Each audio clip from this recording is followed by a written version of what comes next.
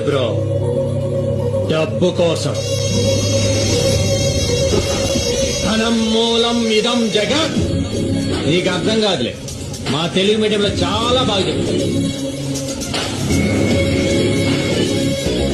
అది ఇల్లా bro, outer ring road 5 కిలోమీటర్ల దూరంలో ఉన్న స్వర్గం. పిలిస్తే పనుల్లో, అరిస్తే సెక్రటరీలు, ఆవలిస్తే డాక్టర్లు.